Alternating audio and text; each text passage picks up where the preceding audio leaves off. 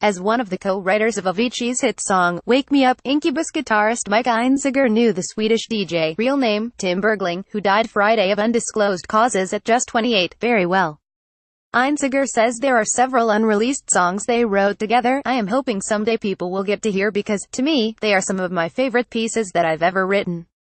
Einziger, pictured left above in 2013 with Avicii and Chic co-founder Nile Rodgers, spoke with Variety over the weekend and emotionally recalled his friendship with Berglinger and their work together.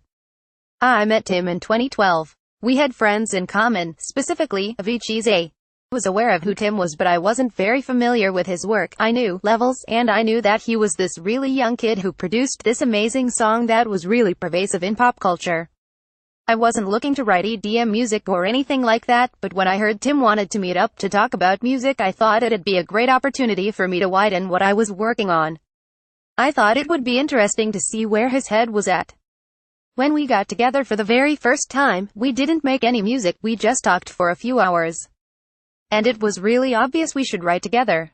Tim was telling me he wanted to make music in a much more organic way and he really wanted to utilize live instrumentation. He wanted to use his folk influences as a point of reference. He listened to really good music. We made a plan that he would come over to my house and we would just spend an evening writing, so he did, and that was when Wake Me Up happened. It only took a few hours. It was like this splash of magic that is pretty unbelievable now, especially looking back on it. The first time we ever sat down to write music together, Wake Me Up happened. I remember Tim sent me a rough mix of the song at like 3 o'clock in the morning. He'd continued working and editing and making little changes, and I played the song loud in my house. It felt really special. From that point on it was a groundswell. I played guitar and helped him on a bunch of the other songs on that album, like Hey, Brother, and Addicted to You. We got to know each other more through that process and then we wrote several other songs together during that time. I am hoping someday people will get to them because, to me, they are some of my favorite pieces that I've ever written. As time went on, more and more people started connecting with the song. It became this thing that not only connected with people around me, it connected with kids, grandparents, and their children. I can't tell you how many people have told me that their children grew up listening to Wake Me Up, whole families. To me, that's the most gratifying thing in the world, to bring joy in people's houses like that. I never would have seen that if it weren't for Tim, and I feel really fortunate and lucky to have worked with him. We spent a lot of time together writing music after that and I got to know him well personally in a very individual, private type of way. We shared a lot of intimate, deep conversations about things we've been through, challenges we've faced, and there are a lot of pressures that come along with the type of success he's had. I wish he were still here. The thing that I remember most about him is his childlike curiosity when it comes to music.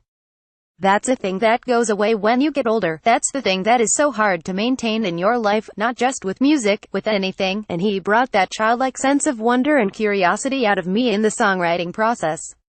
It was all new to him and it rubbed off on me, and I'm so thankful for that. It's so easy to become jaded, and he was just wide open. There was an innocence about him, in that way, that is kind of put it difficult into words. He had no ego in any of the music we made, he just wanted the best music. Tim's sense of production was just so monstrous, he really knew how he wanted every tiny syllable to sound.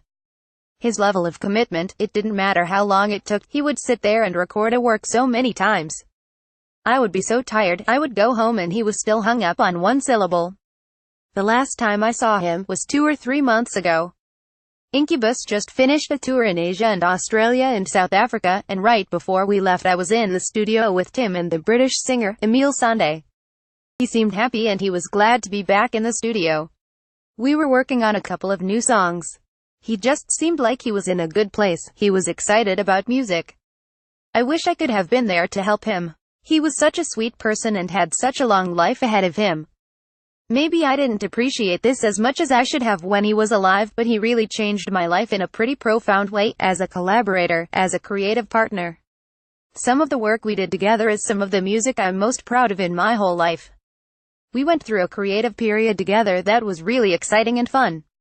When stuff like that happens, it's just like magic and really rare. To have shared that with him and just to see and be able to feel how vibrant he was as a human being and also as an artist, he had such a strong creative vision. He was so committed to every single piece he worked on. And it was really a privilege to be around that and share that with somebody so vibrant. He was so sweet and such a visionary. I still can't believe he's gone. I'm still just trying to process it. It's awful. He was such a sweet human being, genuine. He was so young.